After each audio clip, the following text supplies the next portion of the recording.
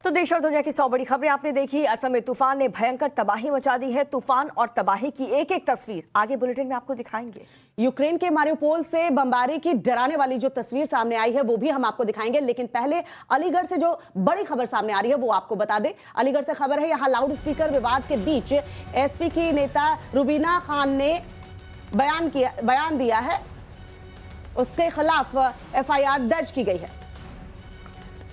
तो रुबीना खानम ने अजान को लेकर के जारी विवाद के बीच कहा है कि मुस्लिम समुदाय को छोड़ने की कोशिश की गई, छेड़ा अगर तो मुस्लिम महिलाएं मंदिरों के आगे बैठ करके कुरान पढ़ेंगी। रुबीना खानम का ये वीडियो वायरल होने के बाद अलीगढ़ पुलिस ने इस मामले में एफआईआर दर्ज कर ली है।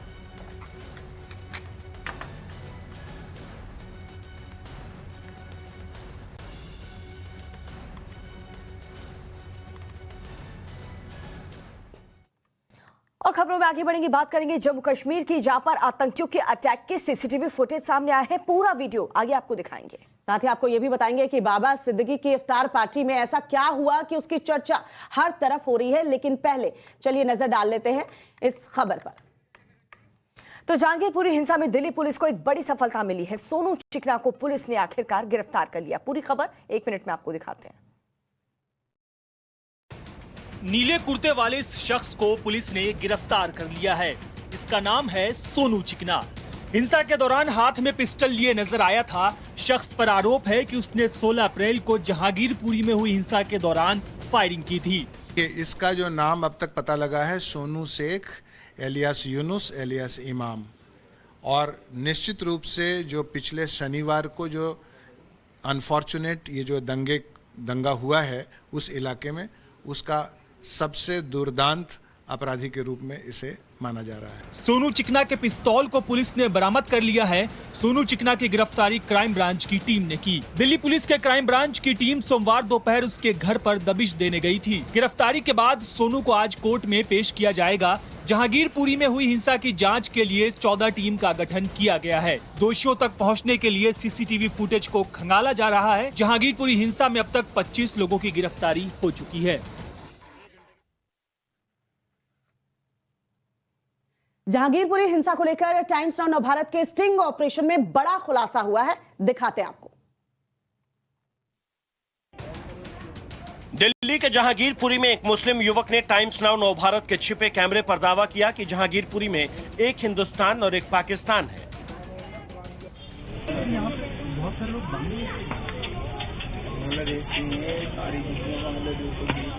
साइड में आ जाओगे, पाकिस्तान पहुंच जाओगे, इधर आ जाओगे, पाकिस्तान की तरफ पहुंच जाओगे। ऐसे बना हुआ है। हम जो है मैं भी एक मोमडन हूँ मैं। मुस्लिम युवक ने यह भी बताया कि जहांगीरपुरी के हर घर में हिंसा के हथियार हैं और वहां बांग्लादेशियों की बड़ी आबादी है। टाइम्स नाउ नवभारत की स्पेशल इन्वेस्टिगेटिव टीम जहांगीरपुरी में ही एक मुस्लिम महिला से बात करने पहुंची। मुस्लिम महिला का दावा है कि विवाद के बाद घर से मुस्लिम युवक हथियार लेकर आए। शोभा यात्रा में मौजूद लोगों की महिलाओं से बहस के बाद जहांगीरपुरी में हिंसा शुरू हुई थी।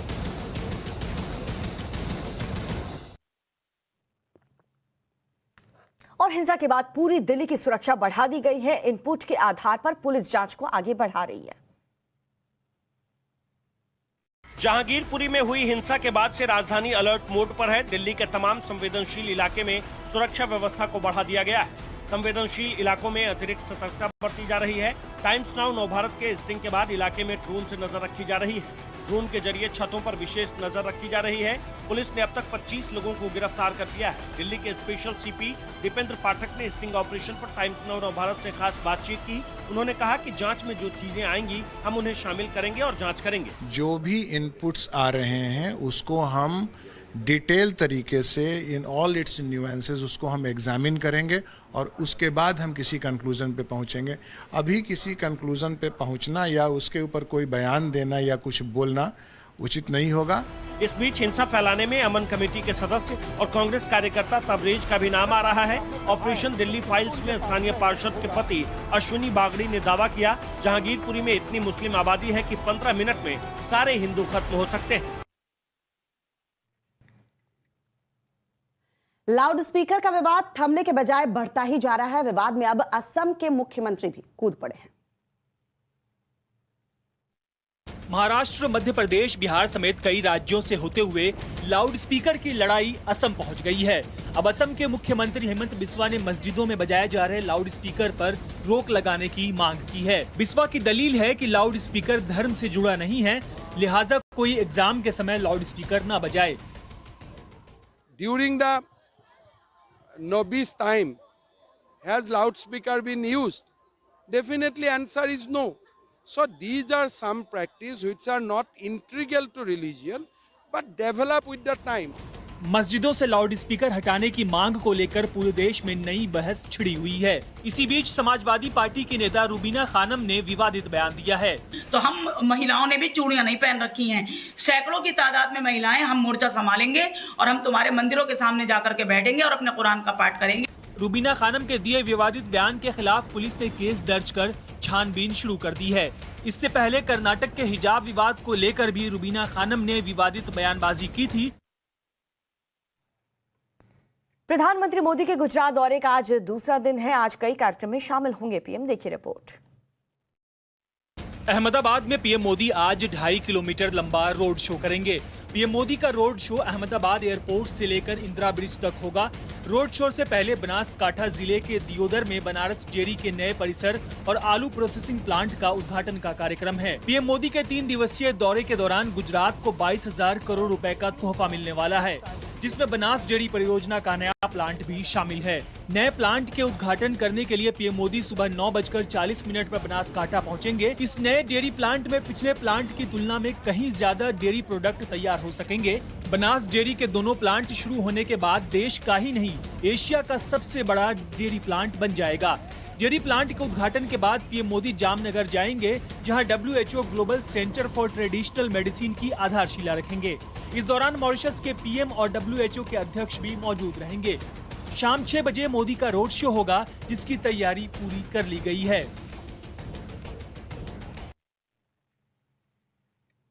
सोनिया गांधी और महबूबा की मुलाकात के बाद यूपीए में पीडीपी के शामिल होने को लेकर अटकलें जो है वो तेज हो गई हैं। ये रिपोर्ट देखिए। जम्मू कश्मीर की पूर्व मुख्यमंत्री महबूबा मुफ्ती ने सोमवार को कांग्रेस अध्यक्ष सोनिया गांधी से मुलाकात की।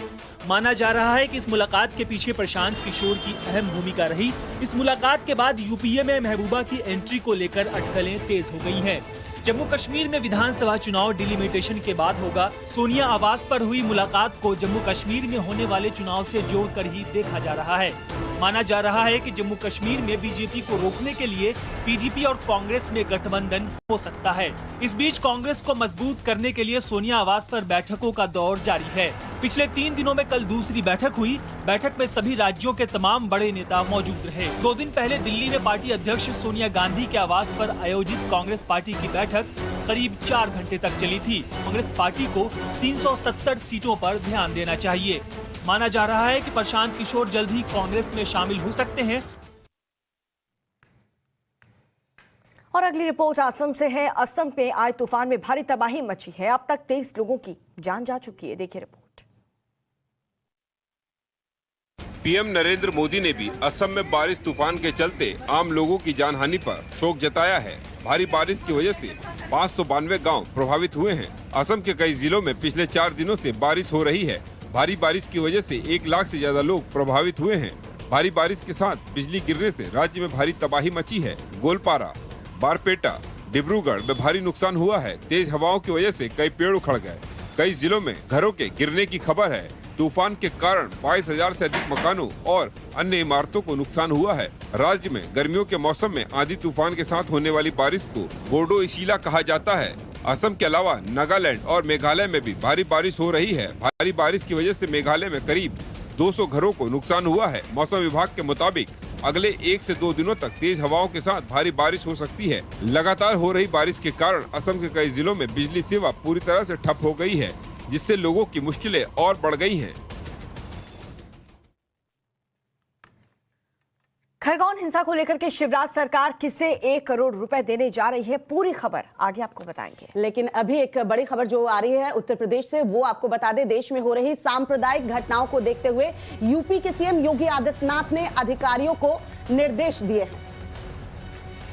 मुख्यमंत्री योगी आदित्यनाथ ने अधिकारियों को निर्देश दिया है कि प्रदेश में धार्मिक कार्यक्रम, पूजा पाठ आदि निर्धारित स्थान पर होने की इजाजत दी जाए और साथ ही कोई भी शोभा यात्रा, धार्मिक जुलूस बिना प्रशासन की अनुमति के ना निकाला जाए।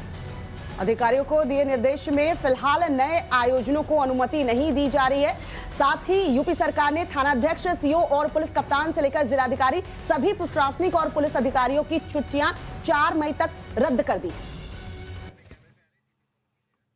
रूस ने यूक्रेन युद्ध में अपनी मीडियम रेंज वाले इस्कंदर मिसाइल से हमला किया है। पूरी तस्वीर हम आपको दिखाएंगे, लेकिन पहले इस खबर के बारे में बात कर ले जो बड़ी खबर आ रही है जम्मू कश्मीर से। जम्मू कश्मीर के पुलवामा में आतंकियों ने रेलवे पुलिस के एक हेड कांस्टेबल को गोली मारी है और उसकी हत्या कर दी है, जबकि इस पूरे हमले में एक एएसआई घायल हो गए हैं। आतंकियों ने कायराना हमला उस समय किया जब दोनों जवान एक चाय की दुकान पर बैठे हुए थे। ये पूरी वारदात वहां पर लगे एक सीसीटीवी में कैद हो गई।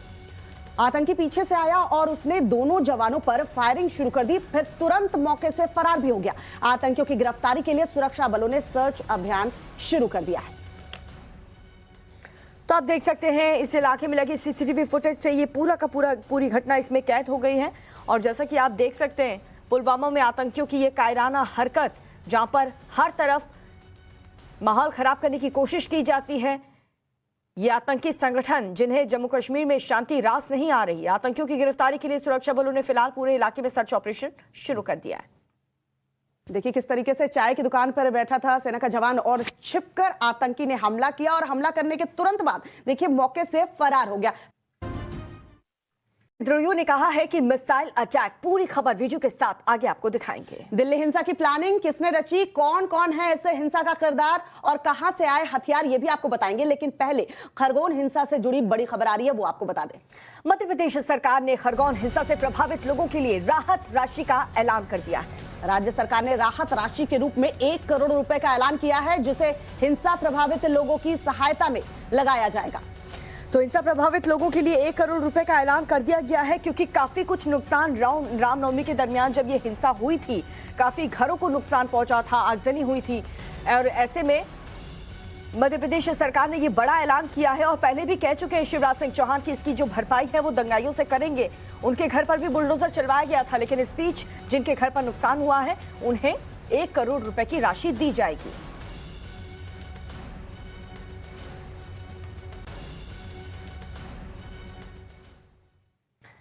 देखिए शादी का मौका था, लेकिन दूल्हे पर दुल्हन की तरफ से थप्पड़ों की बरसात हो गई है। जिसने भी इसे देखा है वो दंग रह गया। पूरी खबर क्या है आप भी जानना चाहेंगे। चोरी के वक्त एक चोर की खुशी भी आपको दिखाएंगे, लेकिन सबसे पहले बात यूक्रेन की हम कर ले। यूक्रेन में तबाही का सबसे लेटेस्ट वीडियो सामने आया है। खार्किव में भीषण जंग के क्या ताजा हालात हैं, वीडियो हम आपको दिखाते हैं। पहले ये वीडियो देखिए।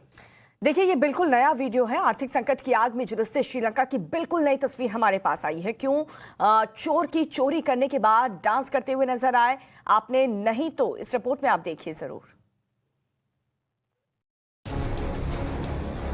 कहीं राख है तो कहीं खाक हो चुकी गाड़ियां, आसमान से देखें और मंजर और भी भयावह है।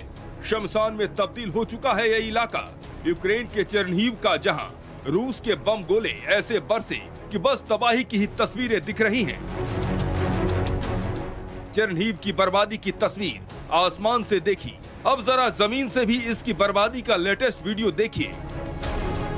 ये घर पहले आबाद हुआ करते थे, अब रूसी बमबारी की वजह से खंडहर में तब्दील हो चुके हैं।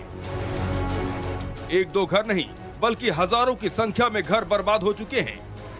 आशियाना तक नहीं बचा लोगों का। अब जरा इन तस्वीरों को देखिए। यहाँ जो गाड़ियां खड़ी थी वो अब पहचानने लायक नहीं बची हैं। पूरा इलाका कब्रिस्तान सा दिखने लगा है। कहीं कहीं रास्ते में आपको मिसाइलें गिरी हुई दिख जाएंगी।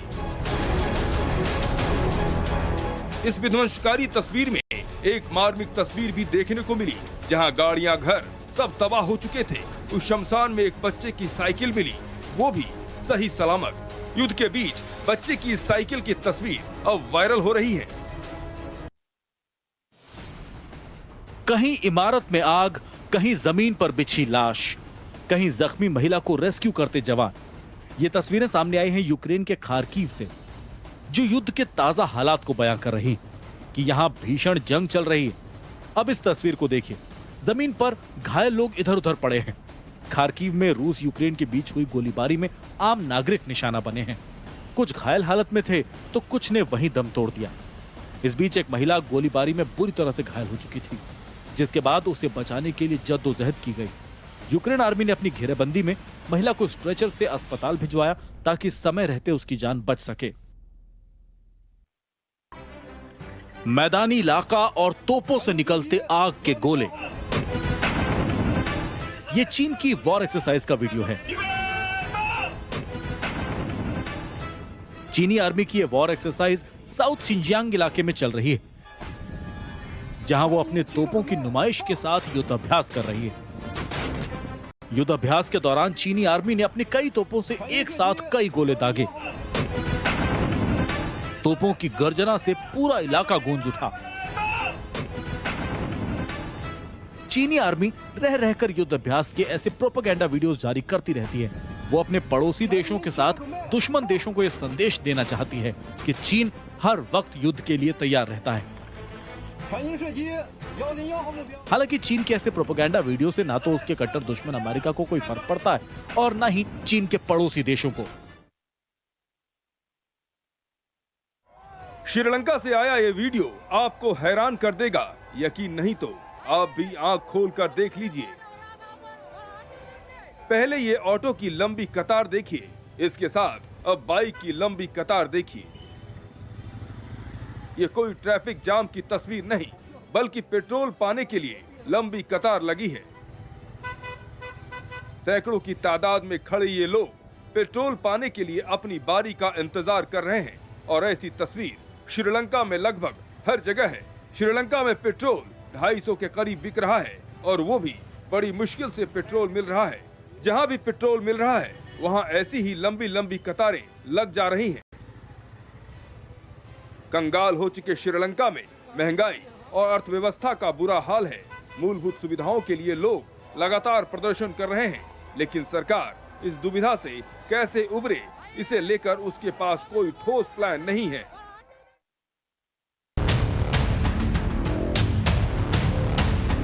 चोरी के वक्त एक चोर की खुशी देखनी है तो ये वीडियो देखिए। चोर को चोरी करने की खुशी इतनी कि वो डांस तक करने लग गया। चोर की ये मस्ती उस वक्त सीसीटीवी में कैद हुई जब वो चोरी के लिए एक दुकान में घुसा था। वीडियो यूपी के चंदौली का है, जहां एक हार्डवेयर की दुकान में चोर चोरी करने घुसा। रात में उसने दुकान में पहले चोरी की और फिर डांस करने लगा। चोर जिस तरह से डांस कर रहा था और डांस के जरिए अपनी खुशी का इजहार कर रहा था, उससे यही लगता है कि चोर को इस दुकान से काफी कुछ माल मिला हो। चोर भी जानता था कि उसका ये डांस सीसीटीवी में कैद हो रहा है और इसलिए हो सकता है उसने मालिक को चिढ़ाने के लिए भी ये डांस किया हो। डांस करने के बाद चोर शटर के नीचे से निकल भागा। पुलिस के पास अब सीसीटीवी है, लेकिन चोर अभी भी पुलिस की पकड़ से दूर है।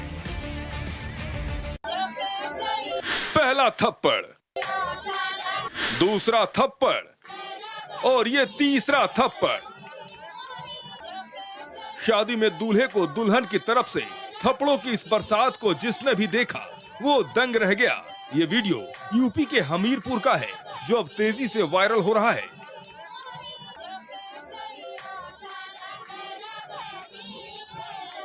वीडियो में आप देख सकते हैं स्टेज पर जयमाला का वक्त था। भीड़ भी खचाखच थी। दूल्हे साहब ने जब जयमाला दुल्हन के गले में डाला, तभी दुल्हन का पारा इतना हाई हो गया कि आओ देखा न ताओ, और दूल्हे को दे दनादन थप्पड़ जड़ दिए।